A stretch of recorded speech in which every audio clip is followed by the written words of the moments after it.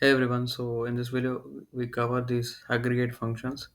So I think till now so we covered all this select and order by, where, null, update, delete, these operations. Basically we covered the CRUD operations. So create, read, update and delete. And now we'll see these aggregate functions. So aggregate functions are like majorly so these five are the aggregate functions. Okay. So minimum, maximum, count, sum and average, so these are the aggregate functions. Like by general, actually in generals, okay, so you'll get these statements whenever you want to implement any aggregate functions. So those queries are combined with these words like group by, select. So basically, actually I won't say like without using this group by, so I won't use, it's not like that you can use. But in general, so majority of the times you'll get these aggregate functions along with this group by and select statement. Okay. So what is min? So the name itself indicating, so it will give you the minimum value, like it's the smallest value. So max means the largest value. So we can try this example. Okay, so in this example you can see, we'll run this query. So we'll see what is the minimum value from this product. So you can see this example. Okay, so products is a table, and there are total 77 observations are there. So out of those 77 observations, you want to find the price. Let's do one thing. So let's do this. We'll see what are the data, which is present inside the table. So you can see here. So product ID is there, product name is there, supplier ID, supplier price is there. So out of all these things, I want to find which is minimum. So we'll do this.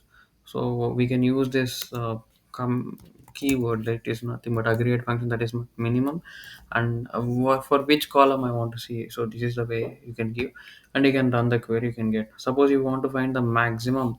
So out of all those data, so I want to find which has the highest value. So this is the highest value. So okay, so in this way you can use this minimum and maximum functions. So we'll see some more examples. Okay, max we already covered. So this is a syntax. You want to select minimum and you have to specify column name. So for which column you want to get the data, and so you can put some condition. If you won't put the condition, then you'll get something. Okay, so that's how it will work. And you can also make as means alias. Okay, so alias means instead of see, obviously, so you want to get the data, right? So that will be in a different price column data, right? So you want to know like this, I want to get the data on the column name of this. So you have to specify whatever value, whatever value you are getting. You can give some name as smallest price. Smallest price is not the column name, but whatever operation you're performing, you are indicating it as a alias. Alias means in Python we do, right? So import pandas as PD. So that means what? So we are taking one, instead of doing the complete module name, so we can just naming it as a notation like alias function. We are using alias. So it's kind of a shortcut, so short name. Okay, so similarly we're doing this. So instead of giving this so anyway we are performing some operation, we're giving some name. So at the end you will get some content in this format, and that's it. That's the advantage of this alias.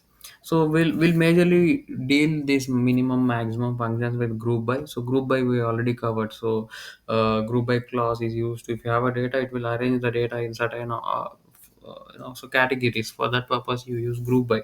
So and also by ascending order, descending order, so order by. So yeah, we covered all these things. We'll see this example.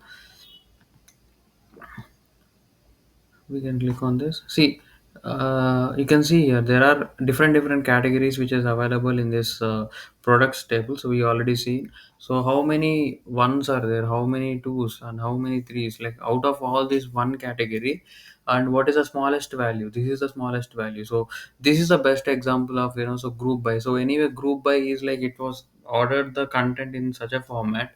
It groups the content in different categories, and after that out of those each category you are finding out what is the minimum value. So this is the way you can do. So you have to do this statement like you are indicating that as the smallest price of all the categories. And you want to display the category id and from which table, and based on what you have to group by, you have to group by based on category id. Yeah, so this is how we can get it. Okay.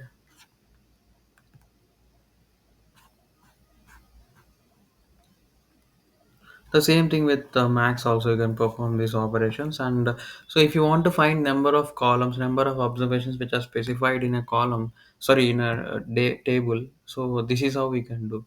So total in this product, uh, you know database, sorry, table, so 77 observations are there.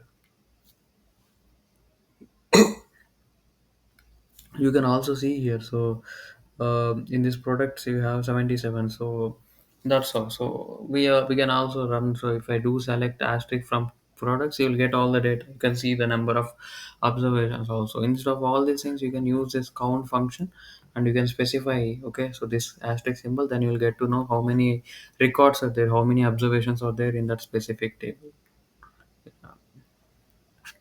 So this is a condition: select count and column name from table name, where you can put some condition. Okay, this is how it will work. Okay, you can do some conditions also, like, so I want to get the data, I want to count, so I want to know the count. So from the table, so whichever products are, how many products are there which are greater than 20. So this is the condition you can put, and you can see. So you can run this query, it will give you the result. 37 out of those 77 observations. Sorry, so you have 37. You have 37 records as the highest, so which are greater than 20. So in this way it will work. So you can ignore the duplicates, you can put some distinct condition. So alias we already covered this, and count and also group by you can do. So yeah, that's a major advantage of using this count. Okay, some actually it returns a total addition operation, right? So basically it will perform the addition operation. So suppose you have a column, so it will, if you perform this, if you give the if you give that some keyword, so what it will do, so it will add all the values in that column, and it will give you the value. Okay, so we'll see this. So total is this. So we'll see what is the quantity. Acha, okay, so we'll see, instead of giving this, we'll just first run this query. We'll see these are the total number of observations are like 518. So it has 518 columns, and each column contains these value like 12, 10, 40, 50. Okay.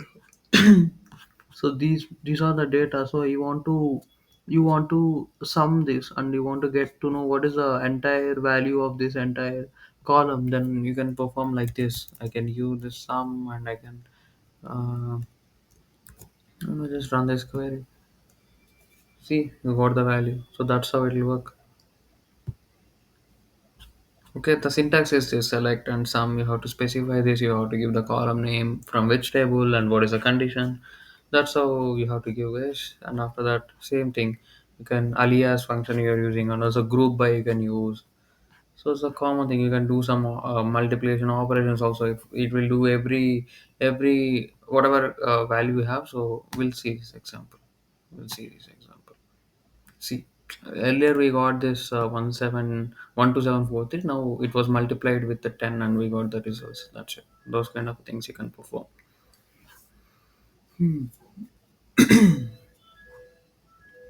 Uh, yeah, sum is this, and after that average we already know. So it will give you, so like it will do the sum, and it will divide it by total number of observations, and it will give the value. So what is the average value from that data? So that is content, guys. See, 28.8664. So I think 1273, whatever value you got, and divided by 518, then you will get this value only. Okay, that's how the average will work. So I have to specify this. Okay, that's it about average, and you can do this group by also for this average. You can just try click on yourself, and like we already covered actually. So we already covered in the earlier session. So I think I don't need to cover this, like, because I already covered this in the earlier. But I can cover again. So see, like means it's a keyword, and you have to specify, like, suppose if you want to select all from customer where customer name starts with A, then this is the condition you have to specify A, and after that percentage sign. So if you want to specify, wildcard also, like in this blanks, you can do whatever you want to be, but it has to starts with L. After that, whatever letter is fine for me, and after that ND has to be there, and after that the next two brackets can be anything.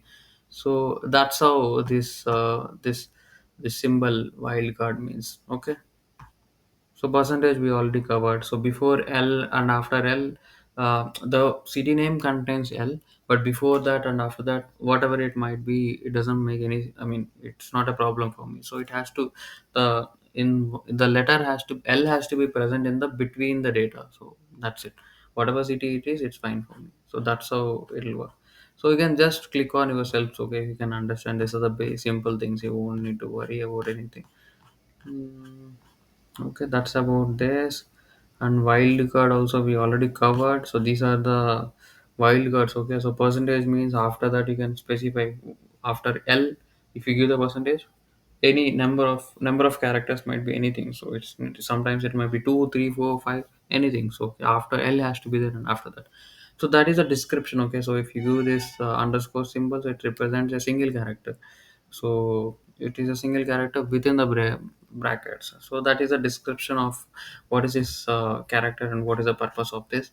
But you don't need to worry about all these things. You just need to understand, okay, like, and so this percentage, so then it's fine. So you don't need to worry. So it won't be that much important. Okay, so these are like basic things. Okay, you can just click on try it yourself. You can understand, okay, what is this, what is this. Very self-explanatory. And in means I already covered this in earlier sessions. You can refer that. So not in also I covered. And between also we know. So between 10 and 10 I want to get the data, then this is the syntax. And I can just click on these examples. And alias we just covered, like we have to use this word as. Okay, so that's it, guys, and I think we covered this aggregate functions. And next tutorial, I'll try to cover this joins, and we'll do some problems in lead code. So, okay, so that's it. Yeah, thank you.